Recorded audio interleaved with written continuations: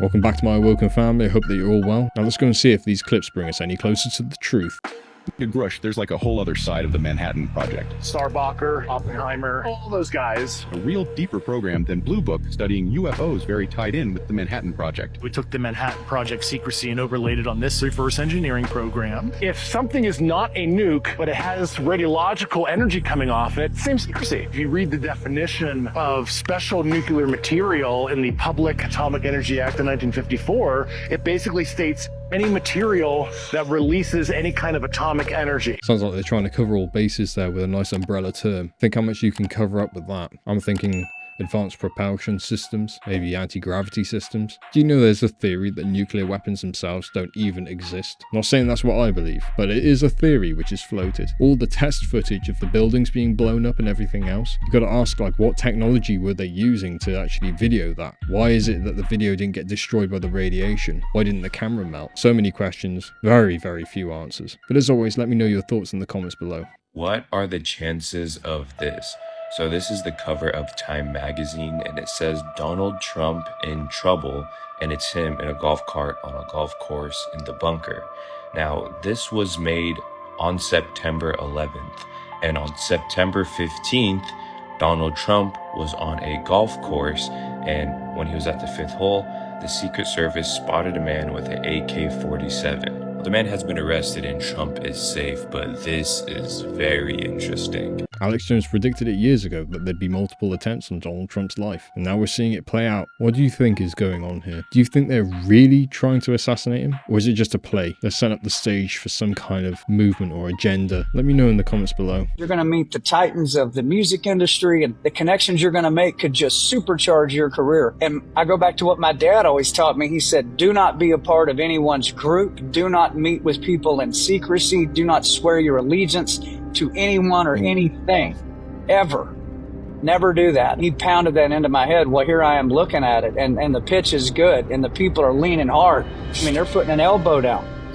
And so I think a lot of artists accept those kinds of invitations. That's just one example, because it's a strong pitch and they don't know anything bad about it. And so they go become involved in those things. And once you get involved in those things, it's really hard to say, no, I'm not going back, or wow, I can't believe you did that, I'm out. Because if you do that, then the boomerang comes back around from those exact same people. If anybody presses you to join their club, their group, be a part of a secret this or that or the other thing, nothing about Jesus is secret. Nothing. One thing I do know from personal experience, once a contract is offered to you, what you are signing up for is immediate debt, financially and otherwise. Nothing is ever free in this world. If something is too good to be true, it probably isn't. And the higher you go up the ladder, the more crazy the offerings become. And with that comes a tremendous risk. You're given everything in one hand and everything else is taken from you with the other. The music and entertainment industry is one of the most unbelievably corrupt and evil things that I've ever come across. Let me know if you have any personal insight into this and what your experience of it's been like. You ever heard of the Nesquik theory? Nesquik, no. Okay, let me put you on, bro. So, hold on, I don't even need my phone for this. Okay. Nesquik, right? What is the mascot for Nesquik? The bunny, right? Am I tripping? The bunny, right? Okay. What color is the bunny? It's like a Nesquik. The brown bunny, the brown bunny. The brown bunny. Yeah. Now, Nesquik cereal, right? Nesquik cereal. What shape is the Nesquik cereal? It's like little spears, right? Like balls, like brown balls. Now, when a bunny poos, what is the shape of a bunny's poo? What, a circle? Bro, but because I had pet bunnies before, I don't know how it only clicked to my head now, bro, but bunny poo comes out in perfect circles. Oh yeah? Like balls. Yeah. So it makes sense that Nesquik cereal has bunny-shaped poo cereal, bro. I know, that's why. Do they advertise it like that? No, they don't, right? They don't. That's smart, because why would you want to advertise poo? Because if you think about it, look, Lucky Charms, it's shaped different, it's shaped like different. Yo, Trix, also a bunny. What is it? Trix, also a bunny. And what shape is the cereal? What is it? Spears and balls, bro. Could just be that it's an easy shape to produce, but that is an awful thought nonetheless. It wouldn't surprise me, actively mocking everybody which is consuming their product, knowing secretly that it's, excrement. It might as well be for the nutritional value that it holds. Did you know Japan has pyramids just like ancient Egypt?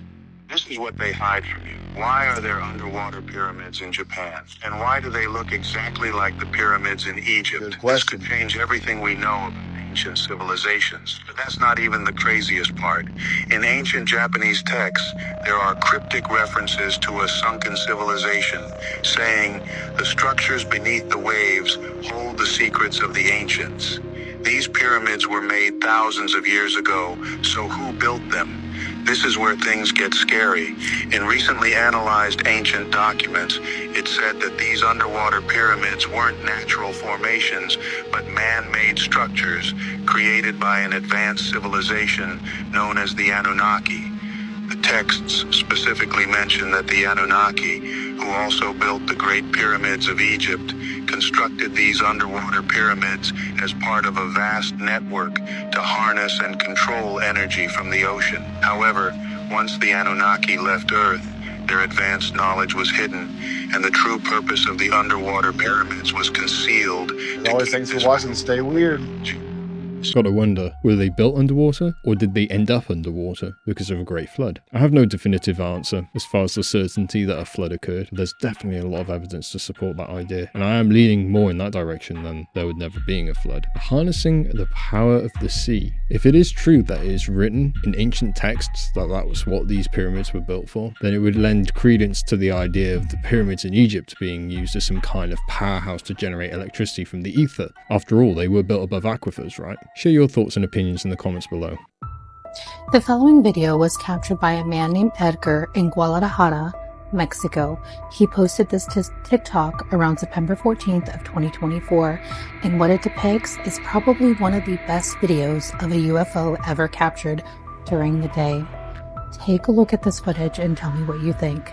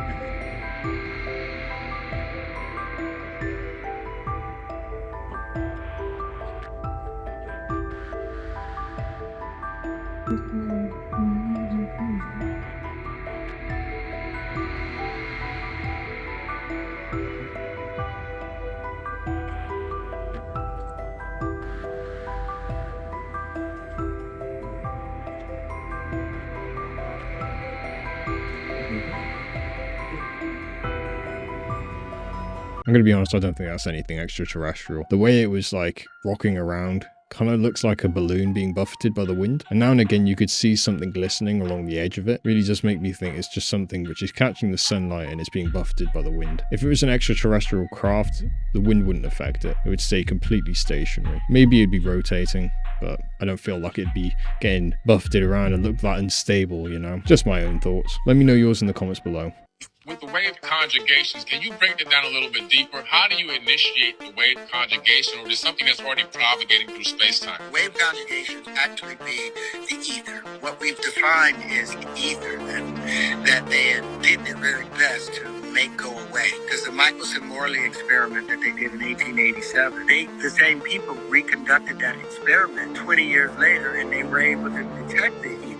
But that information wasn't published, or widespread, didn't become widespread. Why? Because they had taken the walk down quantum electrodynamics, and they didn't want to reverse their thing.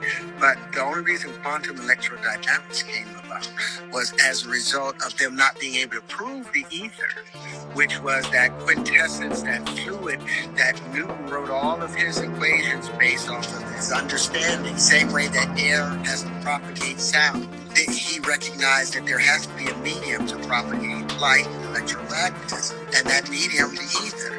And Maxwell built all of his equations off of it, but they weren't able to prove it. So wave conjugation, they actually tell you, they actually define what happens where 4 forces meet, what happens where 8 meet, what happens where 6 meet, what happens where 12, or what happens where 24.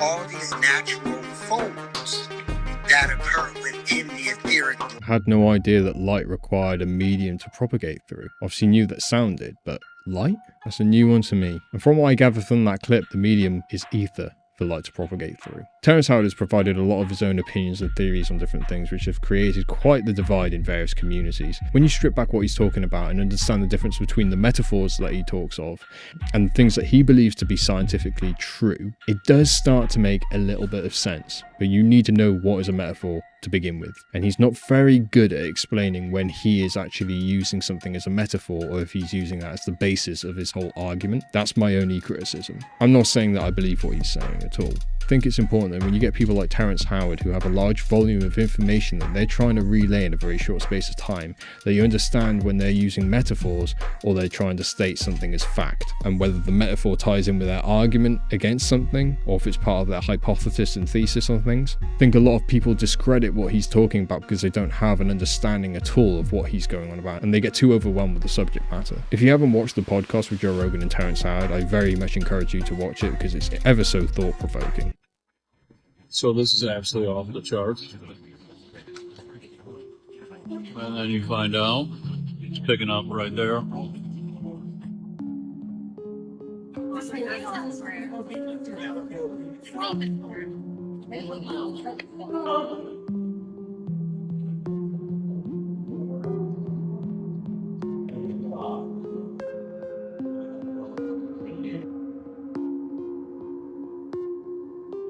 I think it looks a little out of place. Just a tad bit. So there's this huge castle in the middle of downtown New York City that they say was built in 1869. Pretty solid. So we're in this Belvedere Castle. Look at these steps. Imagine constructing this castle, these little itty bitty steps, and carrying all this granite. So now we're going down to floor 1. That was the second floor of steps. Imagine how it doesn't make any sense to build like this. So this is the Rockefeller building. We always talk about Rockefellers pretty much own New York and most of the country. But this is their building. And then this is right across the street. It's almost like good versus evil.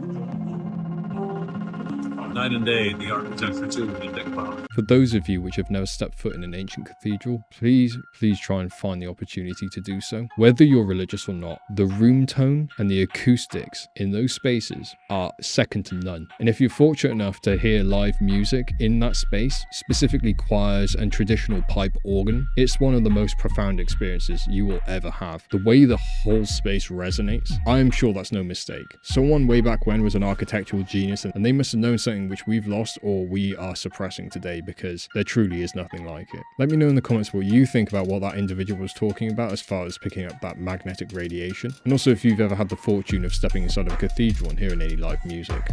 Am I the only person that thinks that all these portals are going to start opening physically in our dimension and we're going to start seeing things cross over?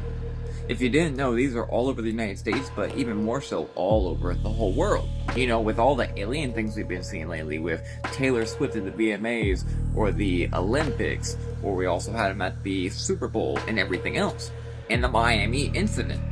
This is actually a new portal that was just built recently.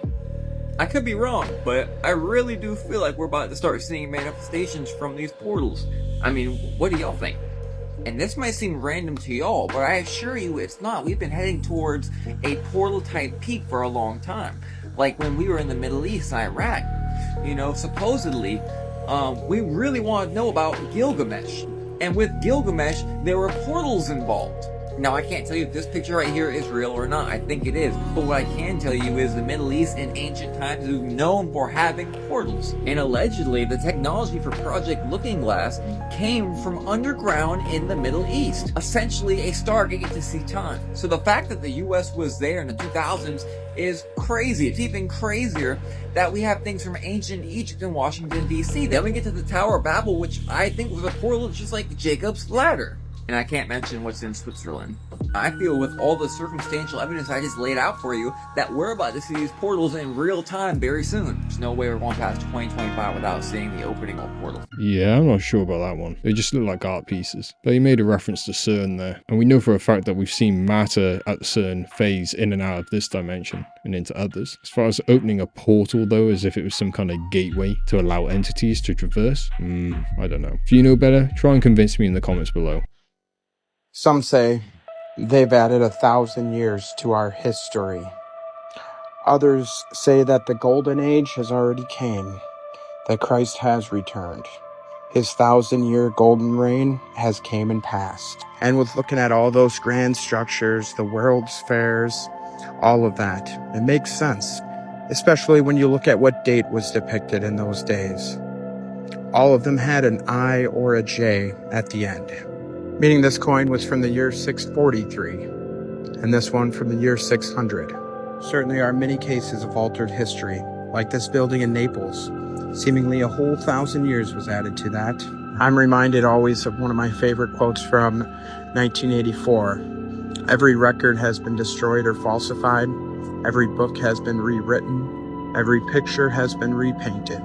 Every statue and street building has been renamed. Every date has been altered. History has stopped. And a plaque here in San Francisco too. It looks like that one at the beginning was added after the fact. There can be various reasons why historical events or information may be misrepresented or inaccurately portrayed. Some common reasons include political agendas, cultural biases, attempts to control the narrative, or simply human error. Just look at the Latin saying for Jesus. I or J for Jesus. Let me know what you think, friends. Question everything. Until next time. Not the first time I've come across this idea that history isn't as we are taught, especially when it comes to these really grand buildings and when they were established. As they say, history is written by the victors of war, and there's been a hell of a lot of wars. What do you think? Do you think we're living in the wrong age? Do you think we're 1,000 years out? Do you think what this individual was saying about how we're now living post second coming of Christ? What does that mean? For those of you which are followers of the Christian faith, if we're living after the rapture, what does that mean for us all? Share your thoughts in the comments below. He heard a strange noise on the baby monitor. Then he sees this. A father was hearing a strange noise coming from his baby monitor every day around 4 p.m. Not sure what it is, he decides to record at that time when something terrifying happens. Alright, check this out.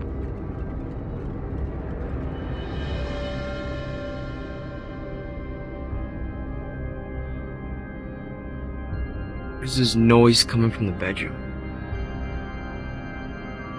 But my wife and my baby, they're not here. They're not in the bedroom. And this noise happens every day at this exact time.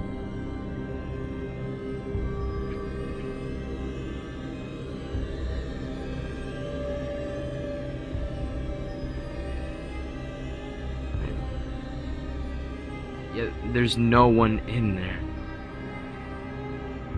No one.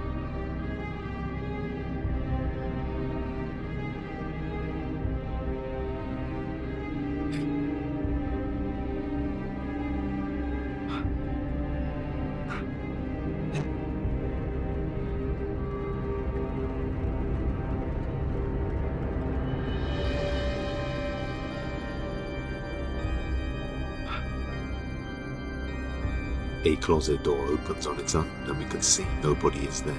He believes that something is haunting his room and causing the creepy noises on the monitor. Just so happened to capture it, and he turns it away before the door fully opens to the other angle where someone would have been easily able to slip out unseen. The noise which you heard at the beginning sounds like feedback when two microphones and speakers are too close together and it causes feedback. The pulsing, do you know what? He may well have had the other monitor on his chest picking up his pulse, and then when he got close to the other one, that's why it feedback. We didn't even see what time it was. This is just my theory. I'm just trying to think logically about this, how you would recreate that exact scene. Let me know your thoughts in the comments below though. Ready to see more of the all-seeing eye? Because it's ready to see you. Bam, bam, bam. This thing is frickin' everywhere. All the major celebrities are doing it. Eminem, Rihanna, Michael Jackson, Bono, Lorde, Mac Miller, Travis Scott, Future, OBJ, Harrison Ford, Kevin Spacey, Ben Stiller, just on and on and on and on and on. Here's Lady Gaga doing the one eye sign a bunch of times. Here's Beyonce throwing up the eye in the pyramid. No matter how much the quality of her music might fluctuate, the one thing that's consistent about her career is her doing the one eye sign. Now, you don't have to go scrolling through all these pictures of celebrities to find this sign.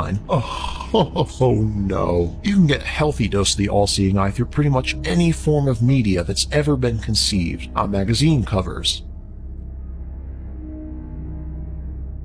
on albums, movie and TV posters, and even in video games. Hell, here it is in promotional images for Fortnite. Fortnite, for God's sake. You can't get anywhere or do anything in show business without having to do this sign. You can't even graduate high school without having to do it, nor can you go back to school. Jesus. Here's Pillsbury Doughboy throwing up the one-eye sign. Even non-living characters have to do this. There is nowhere you can go without encountering this freaking symbol. This poor fella ended up purchasing it with their bread, and here it is outside my local Target. Even I have to run into this symbol, for Christ's sake. Obviously, all this symbolism is not some random coincidence. It's not just something that a few famous people decide to throw up here and there. This is clearly coordinated, and the fact that they have everybody doing this sign, from major celebrities to random people on magazine covers, shows that there is some omnipresent body that controls all aspects of popular culture. All aspects, down to the microscopic level. Symbols and messages. Could it be that they all just know something? It's their way of expressing that they know. There's a theory that these individuals themselves aren't even aware of what they're doing, and that it's like the photographers and things telling them to pose this way because they're the ones which are in on this weird club which propagate this symbology and these gestures. What do you think? Is it the Illuminati? Is it something else? Let me know in the comments below. I've spoken with Elon a little bit about it. We're spending $2.4 trillion more from 2019 to 2024, and what are we actually getting out of it? I think you can fire a lot, get rid of a lot of the federal workforce. Right? I don't know if it's 80%, but it's a lot. And I really do think you can save hundreds of billions of dollars, maybe even trillions of dollars, just by making the people's government work more efficiently. Looks like Elon is going to be on the cabinet and be in the charge on the government efficiency department, if that's what you call it. Yeah. How do you see, have you spoken with him about the plan, how he's going to do it? So I've spoken with Elon a little bit about it, and you know, I think that the way that this is envisioned is you set up you set up an organization with very smart people from the private sector and a few smart people from government, and you go in and you say, how are we going to fix all the broken inefficiencies? And the thing that's complicated about this, man, is it's going to look much different in, say, the Department of Defense versus Social Security. What about IRS, CIA, FBI?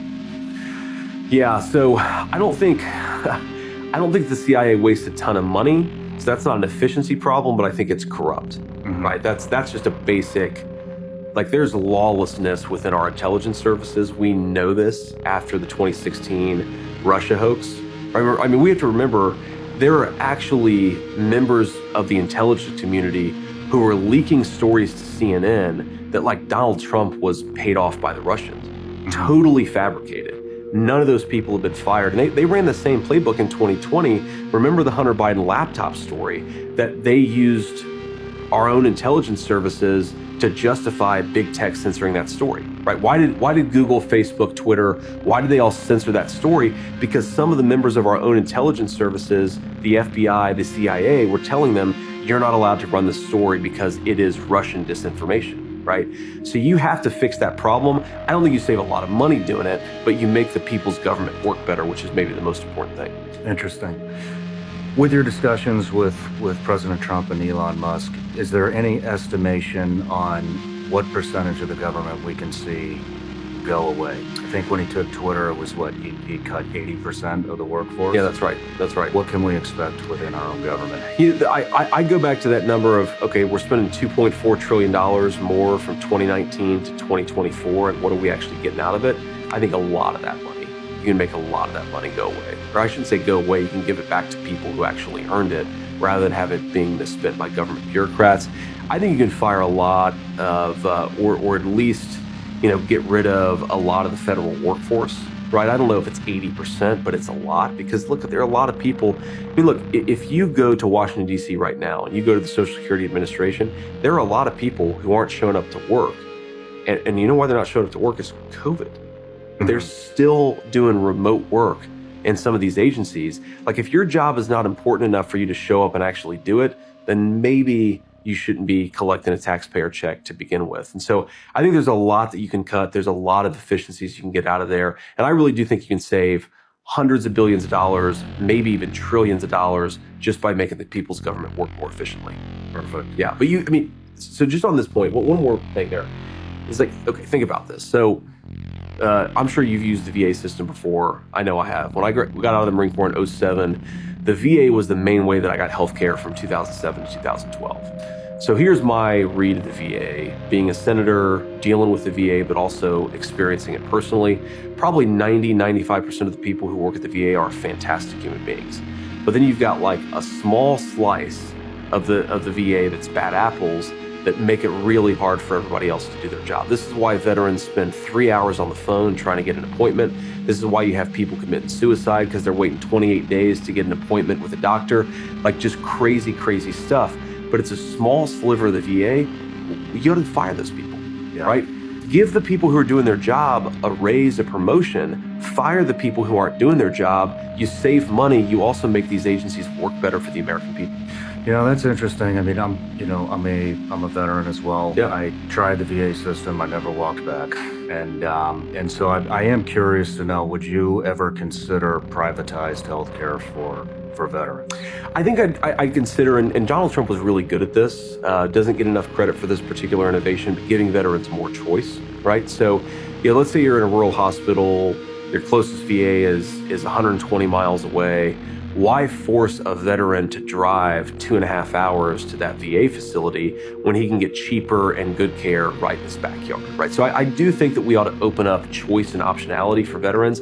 I think that there is areas where the VA actually works very well, so I wouldn't say get rid of the whole thing.